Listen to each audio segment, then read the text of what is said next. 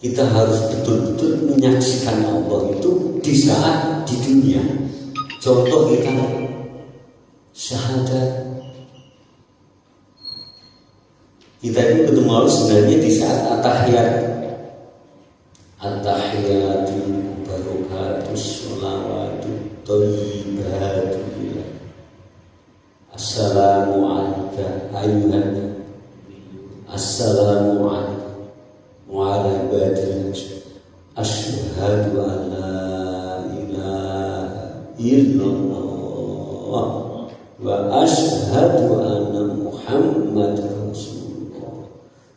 Yang namanya bersaksi itu ya menjadi saksi nyata. Maka dari itu sampai Allah Subhanahu wa ta'ala berfirman, wahai malaikat, wahai jin, sujudlah kamu pada Adam. Disuruh sujud sama Adam. Bukan wahai jin, wahai malaikat, sujud sembah aku. Bukan. Tapi sujudlah kamu pada Adam. Karena kenapa disuruh Adam?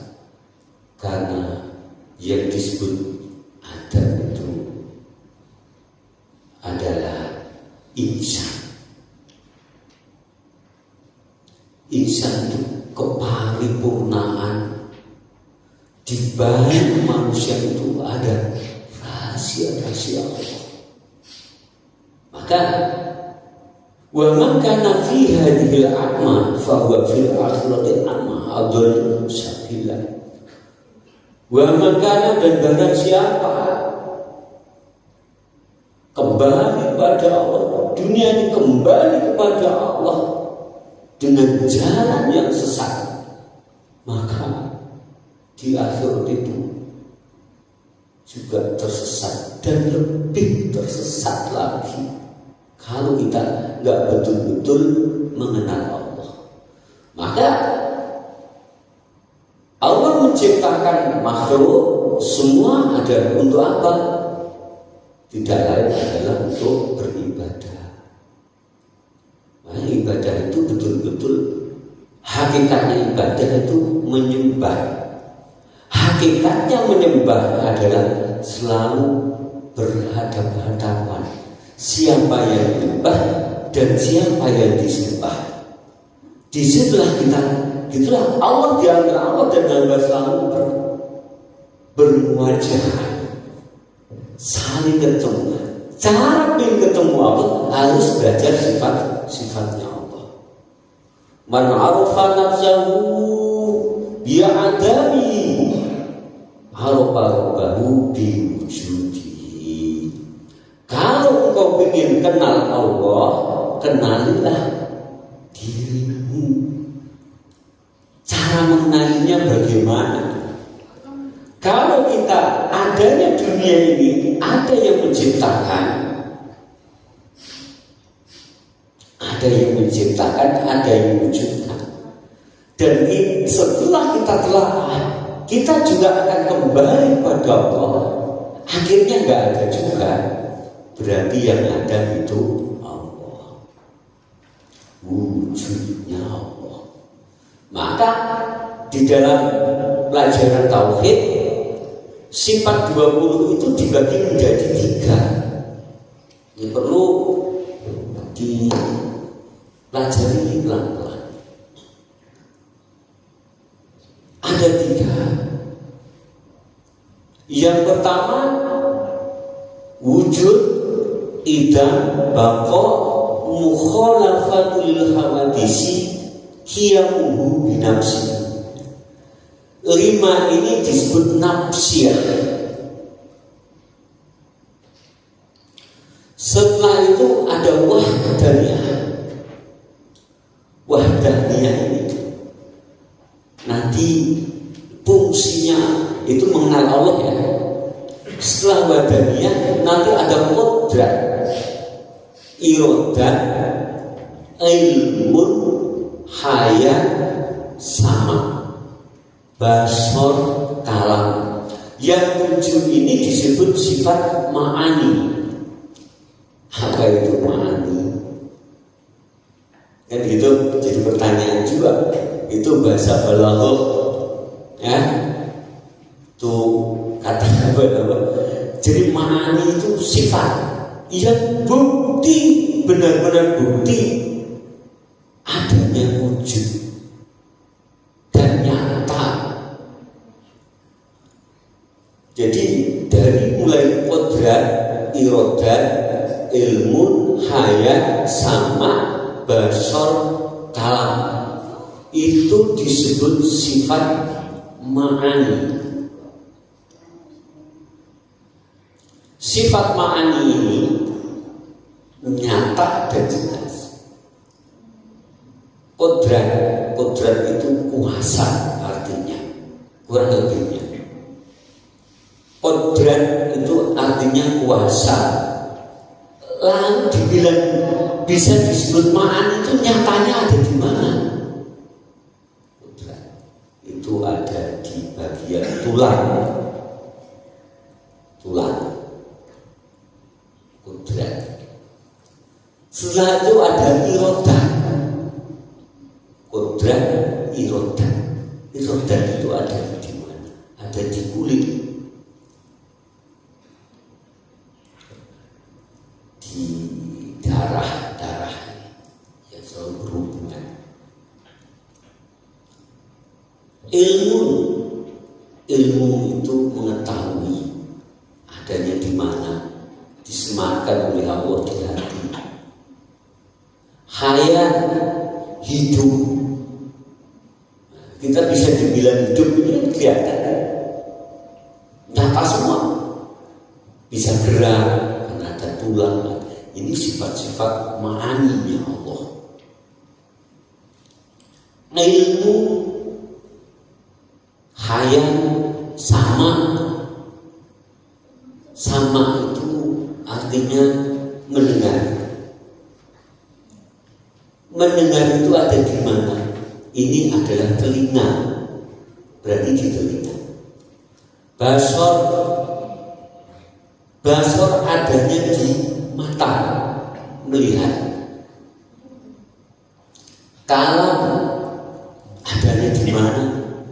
Di lisan, di ucapan. Ini disebut sifat ma'ani. Lalu setelah tujuh itu bahwa ada lagi namanya sifat ma'nawiyah. Sifat ma'nawiyah. Ma'nawiyah juga ada tujuh, Pak. Kalau tadi itu kodrat, irodah, ilmu, hayat. Di situ ada apa namanya, Pak Gus ya? Qadiron.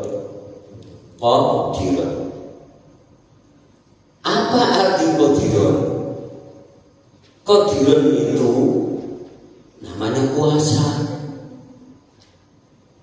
yang maha kuasa. Muridan. Tadi itu ada keterangan semua, ada lingkaran ya. Ilmu, hayat, samian, basiron, mutakaliman. Itu ada tujuh di atas. Dan tujuh maknawiyah itu bahasa rohani. Rohani itu apa, Pak? Telinga ini bisa mendengar. Sebenarnya bukan telinga. Ini cuma sekedar alat pendengar. Hanya sekedar alat untuk mendengar. Jadi yang mendengar itu ya, yang maknawiyah tadi. Ini bisa mata bisa melihat, sebenarnya bukan mata yang melihat, hanya sekedar alat untuk melihat. Disitulah ada nama Allah maknawiyah. Itu bahasa rohani. Jadi maknawi yang ada 7, maknanya ada 7. Ini dimuwahhidkan oleh Allah, namanya sifat wahdaniyahnya Allah. Jadi satu, menjadi sempurna, bisa mendengar, bisa melihat, bisa berjalan, bisa bergerak, bisa hidup. Itu namanya rohani. Jadi manusia bisa menjadi ada wujud. Hingga di situ wahdaniyah Allah disempurnakan Allah menjadi wujud. Wujud kita ini bisa jalan, bisa mendengar, bisa makan, bisa minum. Itu setelah dimuwahhidkan oleh Allah sifat wahdaniyah menjadi 15. Inilah yang disebut sifat rahmatan lil alamin. Bisa sholat. Kita bisa sholat sebenarnya yang berangkat siapa? Allah. Makanya kita harus bersyukur sama Allah dengan iman tadi. Hidayah datangnya Allah. Manusia tidak bisa memberikan hidayah. Kita bisa beramalia untuk takdir Allah tadi semuanya. Bisa beraktivitas. Sebenarnya perbuatan Allah. Itu perbuatan Allah. Yang memberikan gerak juga Allah. Aktivitas seluruhnya amaliyah itu semua dari Allah. Kalau sudah dari Allah, dilarang oleh Allah dan dilarang oleh Rasulullah, jangan engkau akui. Makanya amal-amal baik semuanya tidak boleh diakui, biar ikhlas. Ya biar kembali pada Allah dengan penuh keikhlasan. Apabila kita mengakui amal itu, rusak semuanya. Coba sholat, kalau kita akui merasa sok bisa sempurna, rusak amal. Sedekah, kalau kita akui merasa diri kita bisa sedekah, yang lain gak bisa, rusak itu amal. Coba aja, kalau kita mengambil hak Allah tadi, pasti rusak amal.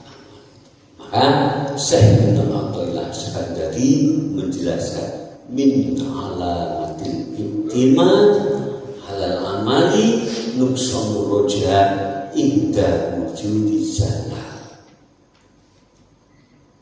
Jangan sampai bangga, jangan sampai mengagung-agungkan atau membesar-besarkan. Jangan sampai membesar-besarkan atau menggantung. Ini loh aku beramal, ini loh ya Allah aku beramal, inilah aku beramal. Itu yang menjadi rusak. Karena apa? Yang muncul adalah wujud. Coba menjadi wujud, takabur, riya.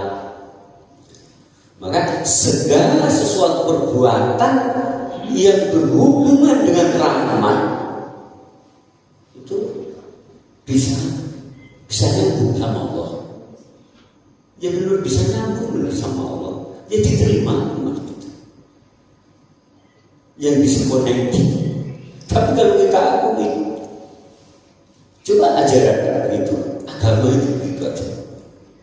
Betul saya kupas dalam bentuk tauhid. Karena segala perbuatan itu perbuatan Allah. Ya, gerak dari Allah, hidayah dari Allah. Kita bisa beramal dari Allah. Lalu apa yang kita banggakan? Maka di situ amal itu suratun gambar. jimatun yang mati, tegak mati, gambarnya mati.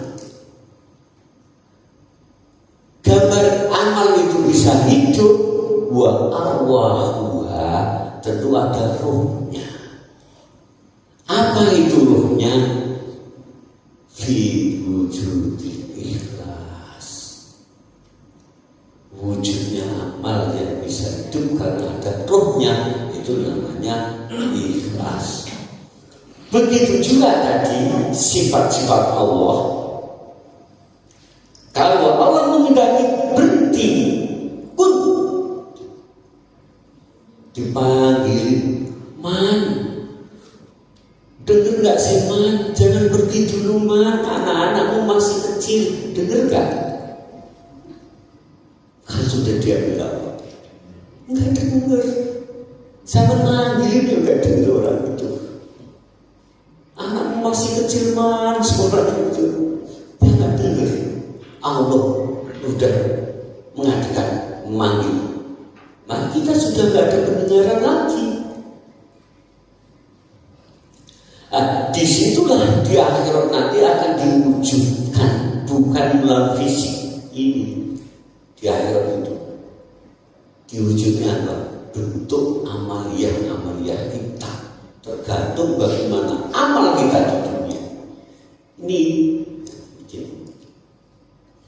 Maka dari itu kita harus betul-betul mengenal Allah itu dari diri. Balik insan li nafsihi basirah. Manusia itu sesungguhnya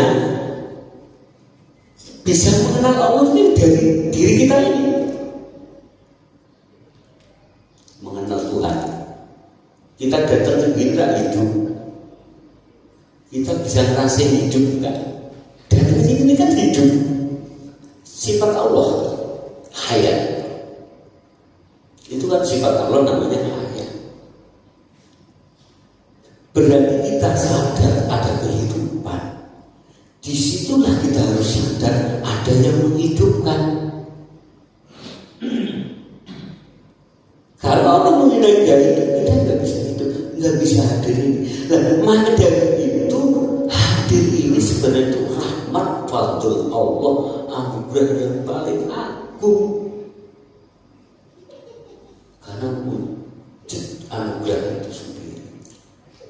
Nah, setelah 15 sifat ini disebut sifat rahmatal alamin, yaitu sifatnya Rasulullah Sallallahu Alaihi Wasallam. Ayat Rasulullah manusia yang baru arsalna illa rahmatal alamin. Sifat Rasulullah yang rahmatal alamin, punya sifat rahmatal alamin.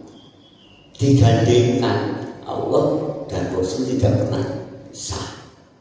Lalu yang lima itu yang wujud tidak bakok mukhalafatul khawadis, kiamu binafsihi. Ini nafsiyah wujud.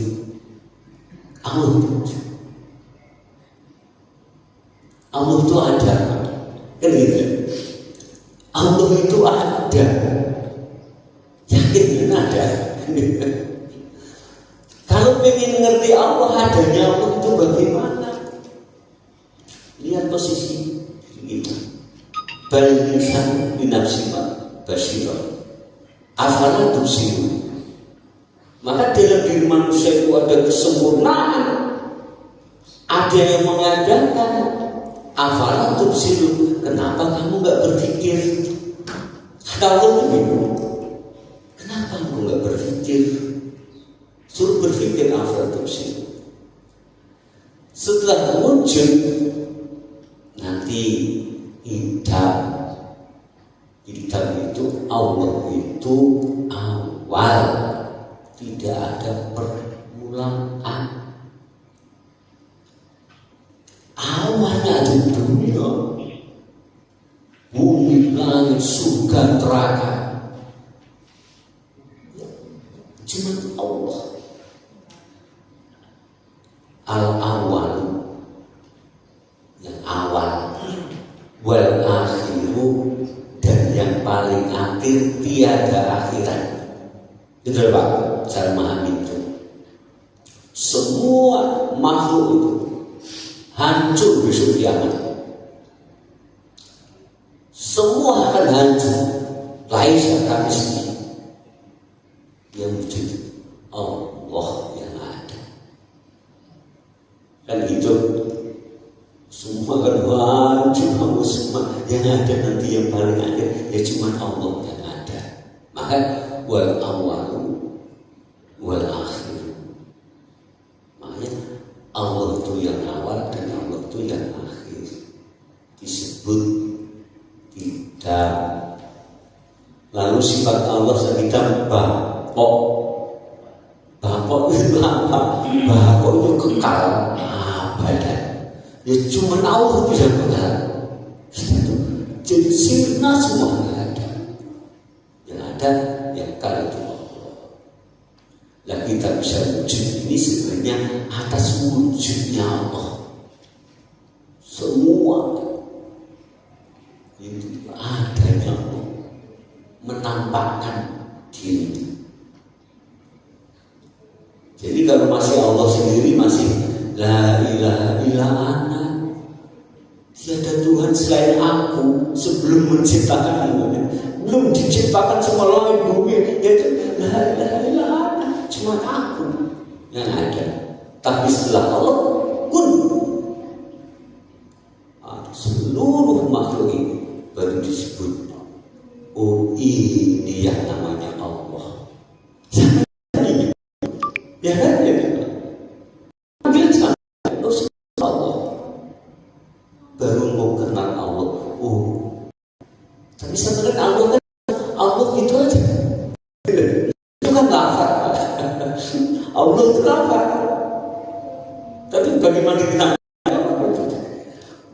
apabila kita dijadikan segala sesuatu atas diri Allah, tapi Allah punya sifat mukhalafatul hawadisi.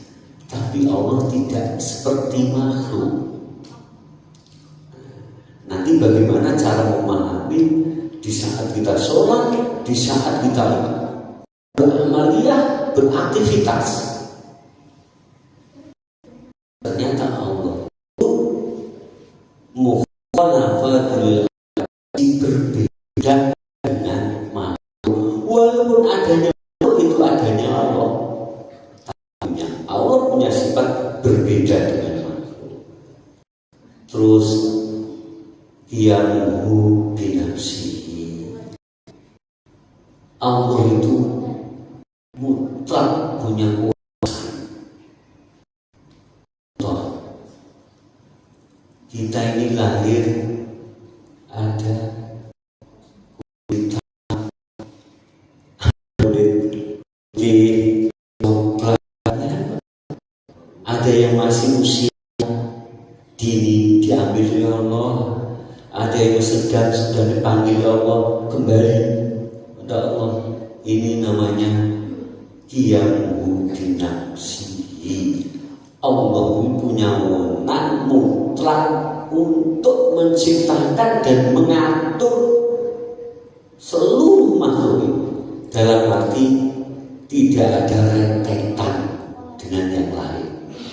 Lalu cara memahami bagaimana? Cara memahami adalah pertama kali di saat kita sholat sebenarnya Allah sudah memberikan hidayah tadi. Bentuk iman, bentuk Islam, kita hadir di majelis itu sebenarnya Allah sudah. Kita jadi stempel rahmat sebenarnya. Kesini datangnya dari Allah kepada Allah. Kita bisa sholat menghadap kiblat. Ini juga dari aku takbir ini sebenarnya juga qudrat dan irodahu qadiran.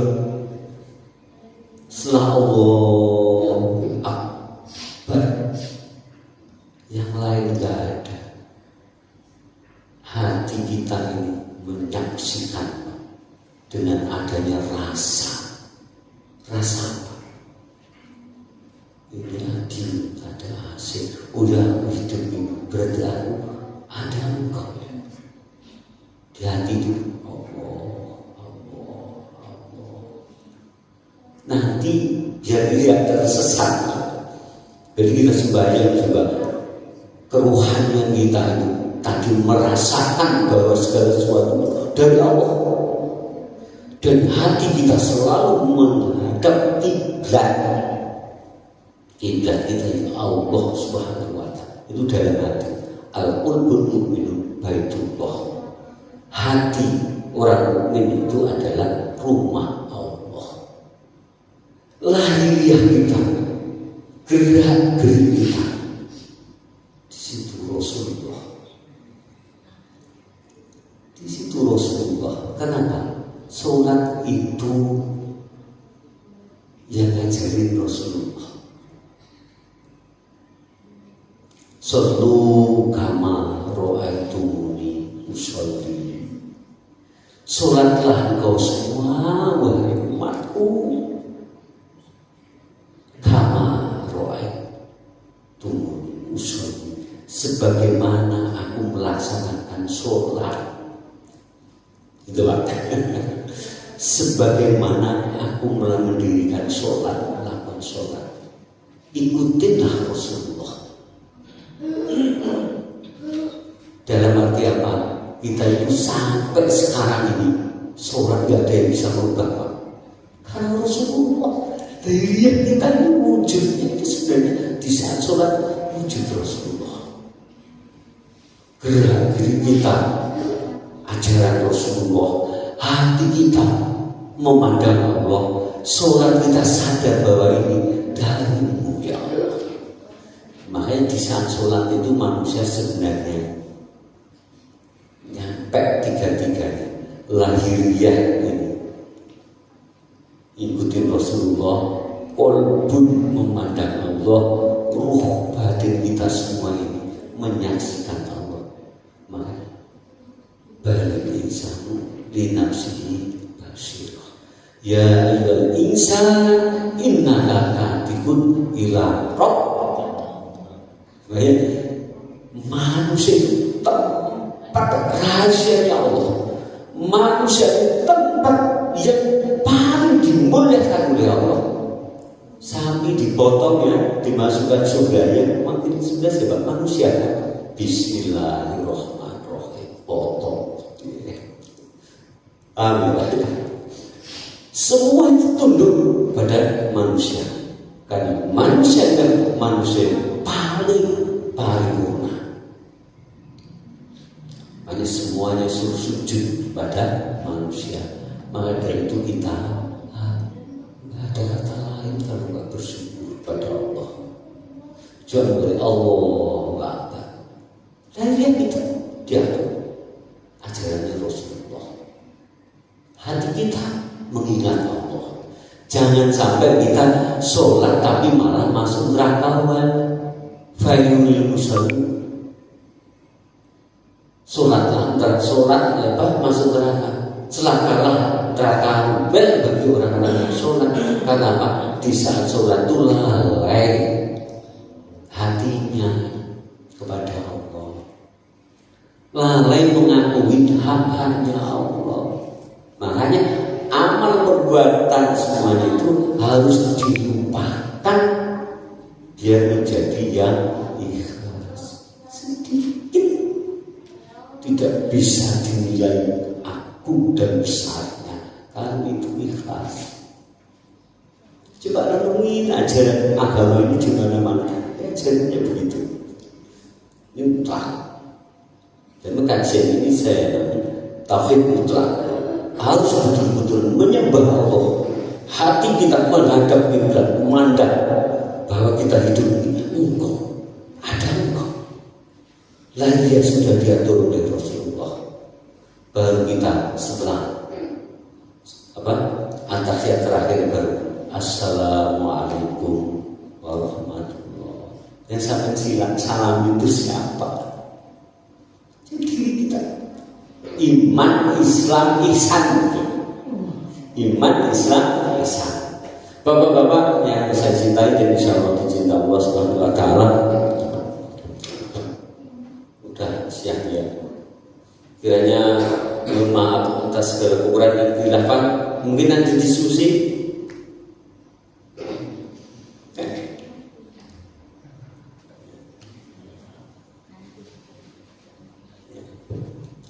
Yang penting tadi sholat, luruskan hati kita kepada Allah.